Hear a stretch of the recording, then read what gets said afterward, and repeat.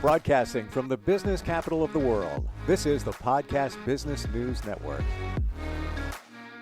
I've heard this term before, and I never knew exactly what it was. I've got a little bit of understanding in the last couple of minutes before we got on the air here. But this is something that can really help you heal through a lot of things that may be holding you back. I'm referring to shadow work. What exactly is that? You might have heard that term before. She does that work and so much more with people, helping them heal. Doesn't matter if they're individuals, couples, works with families, and works them through all of this stuff. She also does hypnotherapy and psychological evaluations and so much more. She's Dr. Ann Creekmore, and she's back with us. How are you? Good, Steve. How are you? I'm well. I've got to learn about shadow work. What is it, first of all, and how can it help us? Well, Carl Jung, the famous psychologist who was the one eventually went into transpersonal or spiritual psychology, worked on helping you understand your shadow too, which is kind of like your inner child, your wounded part of you, the wounded part of yourself, and to kind of become aware of your shadow, like your deeper, darker side, and based on being, hurt as a child. And so the shadow work would involve kind of role playing, kind of like talking to that inner child in a therapy session, trying to kind of even role play it where, you be in your highest self, in your adult self, connected to good and empathy. And then you kind of talk to your inner child, try to reach like a time in your life where, you could identify, maybe you'd have some trauma or the wounded inner self, and to reach out to talk and have empathy with that part of you and let it express and kind of go back and forth to do some healing work. It's in my book, in the Create Healthy Relationships, and you can look it up under shadow work. So I've been doing a little bit of that lately with some people because it can help you get to the deeper parts of yourself to heal. Why do they call it shadow work? Well, because it's your your shadow part of yourself, like maybe what that holds the dark stuff that maybe you don't even know. Like I can think of a person that had it turned out it was like a birth trauma in the book. I put that in there. It just has certain kind of feelings that didn't understand, and so when I imagined what the image of what it was, I kind of feeling trapped and kind of, angry and not trusting. It turned out that it was more like when the description, when you reached that inner child, it was more like a birth trauma experience, which was true in that case where the person had apparently been being birthed for 2 days straight. It took a really long time to get out and was experiencing this thing. So can you still see me? Because something's coming. Oh, good. I got you. And so it was to reach in and kind of feel like, well, what did that come from? And we knew that experience, but didn't know. And it was kind of a repetition because there had been kind of neglect in this person's life by the mother. The mother was so pleasing to other people that even though she was there, going through labor for days at a time, which, the cord could wrap around a child's neck and they could die in the middle of it, she didn't really do anything. She just kind of let it be. And that was kind of kind of a metaphor for the child's life of kind of being neglected by the mother, always looking outward for, to please other people. And I can think of another one where a child or an adult now had come up an alcoholic family where everyone was just kind of physically, verbally, emotionally aggressive. And even the brother would say, well, nobody cares about you, to this, to the younger child. And he was working on his shadow, which was kind of like, felt like he was in a glass case when we looked at the shadow, where he was in a glass case where soundproof and nobody actually could hear him. He'd just be in there trying to fight out or just shut down, and that kind of repeats in his life with people where he'll, something will happen, he'll get overly overreactive and fighting and then shut down. And that affects relationships. So we were going Oh, inside to healing to the inner child that's stuck at that, event trauma. Uh, this, it reminds me very much of what you're describing as hypnotherapy, which I've gone through, mhm, where part of the goal was to confront yourself as a child. So having uh-huh, a conversation with yourself younger, which is what I right. did. And it almost is it similar? It sounds similar. I haven't really, hypnosis, to my understanding, when you kind of go to the past, is more of asking the person to go back to a time that was painful to heal it. And then you might ask them some questions when they're in an ice trance state, they go back and they can describe things. Um, so was that what you did? Is that the Yeah. kind of, Yeah, mhm. that I mean, I saw the different situations, and then the impactful part really was you confront yourself as a child and tell yourself that you'll always be there for them. So, Exactly, exactly. Because the healing is that empathy, that you're in your highest self, that you're talking to the inner child and you're being empathic, that you're going to be there for them and that you're listening to them, that you care about them. That is the whole healing process that counteracts or reenacts in a healthy way what should have happened back then when they should have received the empathy and the caring. how do you do that without hypnotherapy? Because I felt it was easier to be in a hypnotic state, see the images of myself when I was younger, almost like watching a movie of yourself, Uh-huh. and then confronting yourself during hypnosis. But how is that done when you're not doing that? How do you speak to your inner child? Well, you just kind of imagine yourself kind of role playing with yourself, where first you start by just connecting to your most empathic self, your highest self, your higher power. Just if you're spiritual, you connect to good, God, your sacred space, even, and just get into a really high, mature adult, caring mode of yourself. And then imagine sitting next to you is that little child that you can remember, that was, hurt and rejected, and maybe an age when it kind of climaxed. And you can imagine that age of that child sitting there next to you.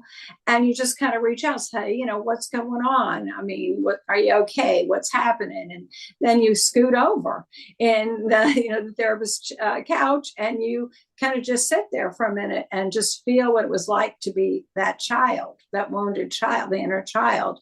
And then just listen, then that child will say something from that age. And then you go back and have a dialogue. You go back and scoot over a little bit and get back into your highest self and say, oh, okay, you're upset about this. And you might say something to them like, well, we don't want to mask. I'm going to be there for you, and we don't want you to mask your feelings. We want to and act up.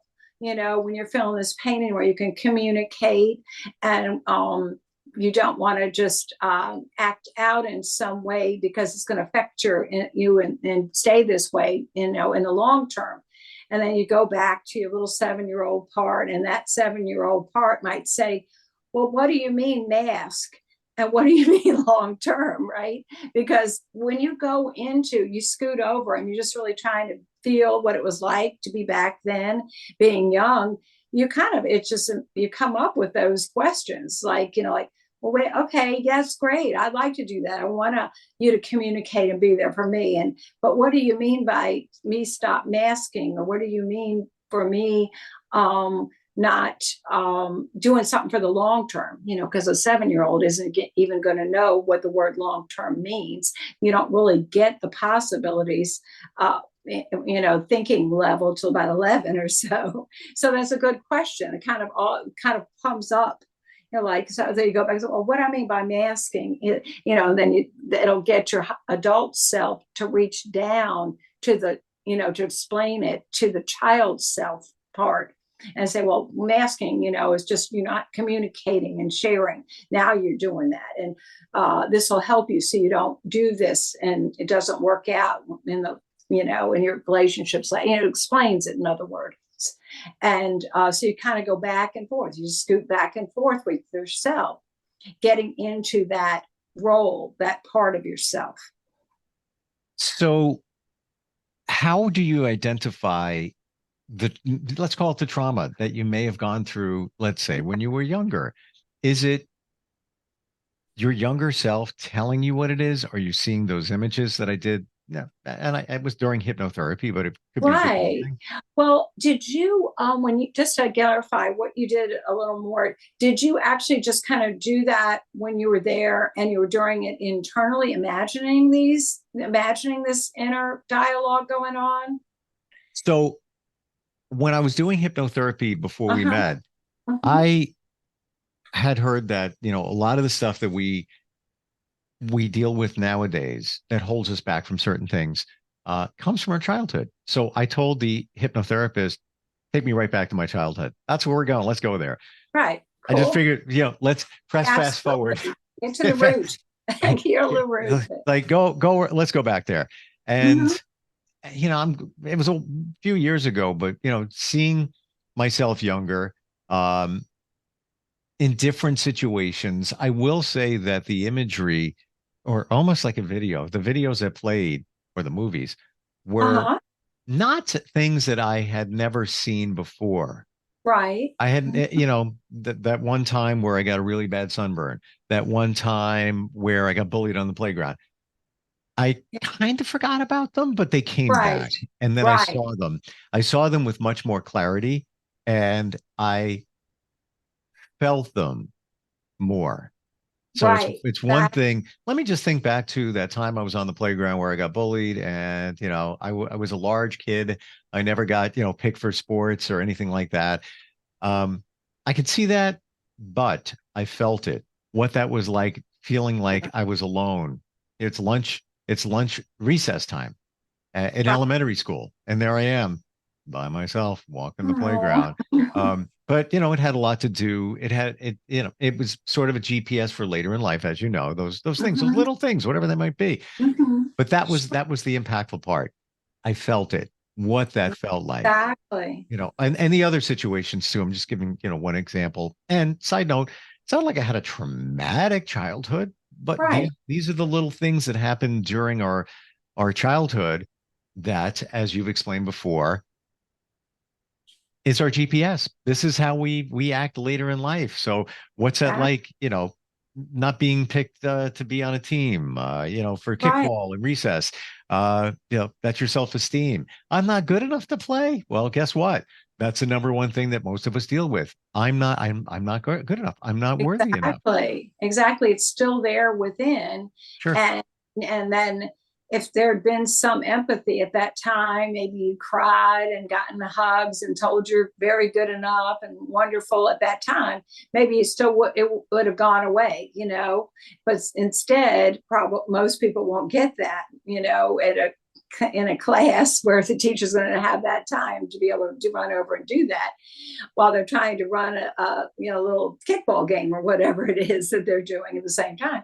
So you could do that in your therapy. You could remember it, feel it, and then your highest, did you have the imagery of being empathic to that inner child too? And the imagery where you kind of like doing it where you provided that, or your therapist could have, as a hypnotherapist, could have reenacted it. Let's say you're in that hypnotic state. You can say, okay, now what we see that happening. Now let's see something else happening. I want you to imagine that your teacher notices that you're feeling sad and comes over to you and tells you how wonderful you are, how you do such great art, and gives you hugs, and you have a little cry and you feel all better.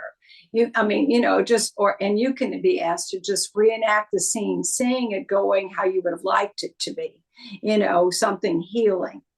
That can be part of the hypnosis to just get to clear it out. Did that happen, or was it mostly just feeling the feelings and being aware of what happened? It was more In the depth. latter. It was more the latter. Right. But as you're even talking now, I am thinking of those teachers in elementary school who were impactful for me. Mr. Eaton, Mhm. fifth grade teacher. He's the one that inspired my creativity. Maybe he saw that, I Right. was artistic, but I also had challenges over here getting bullied. And my art teacher, Mr. Nielsen, he wasn't a coddler. He was more of a, you tough it out, and like insightful. I'll never forget the one phrase he used to say, and it applies to us, all of us, every day. Today is the first day of the rest of your life. That's what it said up on the Oh, that's blackboard. so cool. Yeah. Yeah. But Yeah. I guess every practitioner would do it differently. I guess if the one I was with took it, a couple of layers deeper, to identify being the like teachers around you, like you're talking about. Uh-huh. And then kind of identify the teachers that were good and caring to you. Is that Sure. right? So it Yeah. was kind of healing that wound that you were good and you got this. Didn't happen right at the same time when it was happening on the playground getting bullied, but was brought in as part of the healing for what had happened in your hypnosis. So you were kind of healed from that. Yeah. Yeah. Yeah. Yeah. Isn't That's this cool. is what I've been saying lately, based on things like what we're talking about, that we all act like kids. Like you've heard that before. Absolutely. And Steve, you're acting like a child. We are. We are. Right. Right? Right. Because that's being triggered. That wounded child is up, at 7 years old or whatever, and is up and out and is going to react the same way.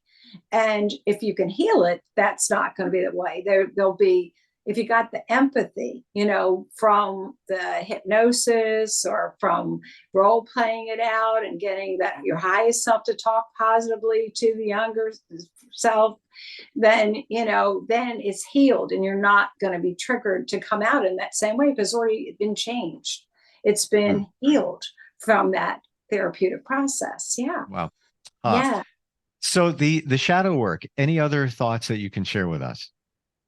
Well, I mean, one of the things you want to ask yourself is like, to identify your own shadow is to say, like, what bothers me about somebody else? What is, like my pet peeve with other people do?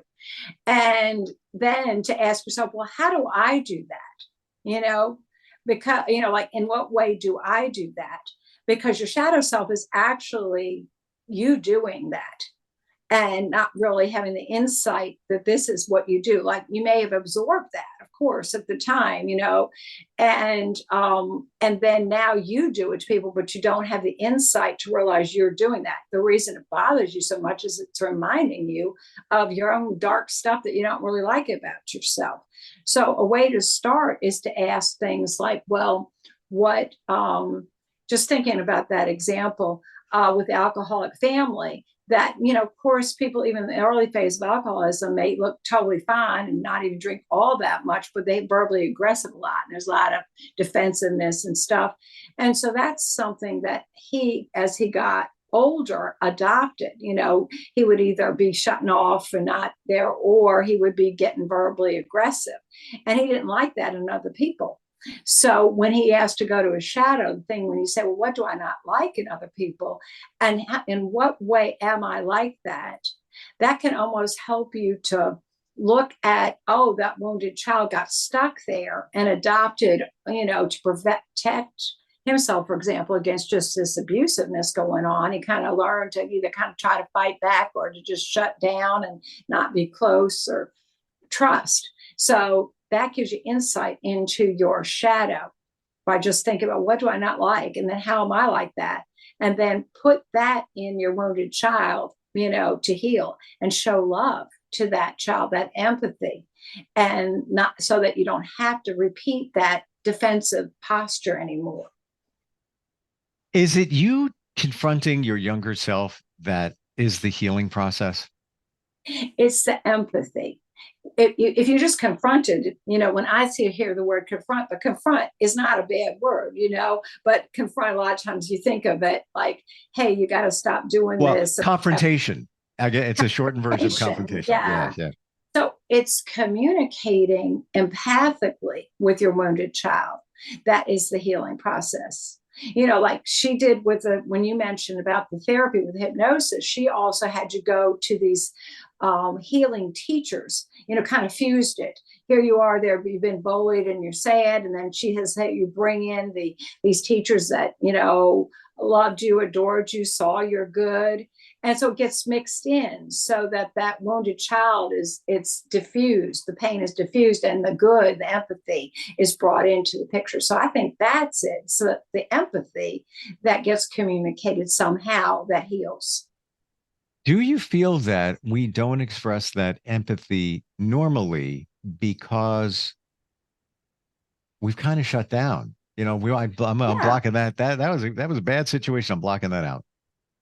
Yes. I mean, we don't even know that we are holding it in and have the insight unless we really go to the shadow, Right. or take it deeper. And then we develop defenses against it so that we hold ourselves in certain positions to protect ourselves.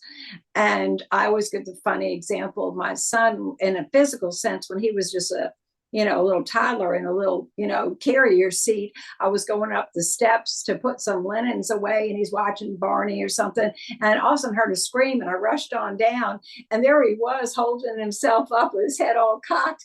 He's watching the show again because his carrier seat for some reason had kind of fallen over. But so he was sitting there in this odd position, cocking his head to watch a show, took care of it. But if I hadn't seen him, because all the things that happen to us internally are invisible. So when we make a defensive posture, like, well, we're going to fight back, but then we're going to shut down. Nobody knows that. A parent can't see that a child has got this defense mechanism of denial and projection, or whatever they, have defended themselves. They can't just, okay, let me set you back up again if you saw it physically. So we kind of stay in those defensive modes and we don't even know where they, that they are causing us to kind of be in an odd position, what we're doing. And we don't need to do it anymore. We're fine. That's a great analogy because so many times we just deal with something, whether you're like this, at the beginning, it's uncomfortable, like using this. But after a while, it's like, all right, well, I'll adapt. I can still see the TV, i.e. your son. Yeah, and I'll go through life like this for a while. Exactly. Or the rest of your life. And you don't even realize and it. that's how we're doing it psychologically. And in a sense, other people kind of pick up and go, this is a little odd. They don't see something visibly, but they're like, why is that person reacting that way? Yeah. But then if they can get to the empathy and think about, well, what is it? What shaped them and be healing, as well, then maybe that'll let them loosen up. And it's always great talking with you. I learned so much. This whole thing, shadow work, in my mind, very important. Absolutely. For what pilots us. And you can help anybody anywhere, virtually, even just figure this all out. By the way, you have some great books, which are available on your website, which is what? Psychologist in Virginia.com, all spelled out. Psychologist, plural, in Virginia, all spelled out. Excellent. Thank you so much for being here today. Learned a lot. Thank you. Thank you for sharing. Yeah. Helping people learn a lot. And I'll share with you one final thought. I passed by that elementary school I went to and the playground, the newer equipment, but it's right there. With my daughter, who is now, she was 15. This is, a couple of months ago. And I said, that's where Dad got bullied. And that'll never happen. That'll never happen again. Oh, there you go. Right. That's me talking to my younger self too. That's right. You got him. Thank you for today. We'll talk soon. Okay. Okay. Talk soon. Thanks so much. We're coming right back. Are you looking for even more of the podcasts and hosts that you love? The Podcast Business News Network is proud to announce that you now have even more ways to listen live. Check out the MyTuner Radio, online radio box, and Simple Radio apps on iOS and Android, or find us online. Search for Business News Network on mytuner-radio.com, or search Podcast Business News Network on streama.com and onlineradiobox.com/US. Take your podcast on the go and don't miss a minute of the action.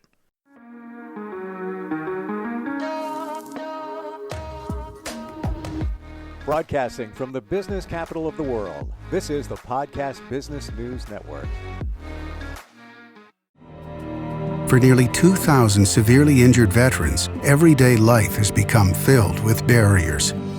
Day-to-day simple tasks can become pretty daunting. I have to carry my chair up 2 flights of steps or have somebody do it for me. What scares me the most is just the falling. When I'm struggling with my house, I think, to have that one great barrier just knocked down, it's crucial. Home for Our Troops is a wonderful nonprofit that builds a mortgage-free, fully adaptive, handicap-accessible house. And there's no catch. It'll be our very first home that we've ever owned. This is a game changer. This is where your life begins again. We need you to join us in completing this important mission. Please visit hfotusa.org and help build homes and rebuild lives. Because of you, everything's going to be okay.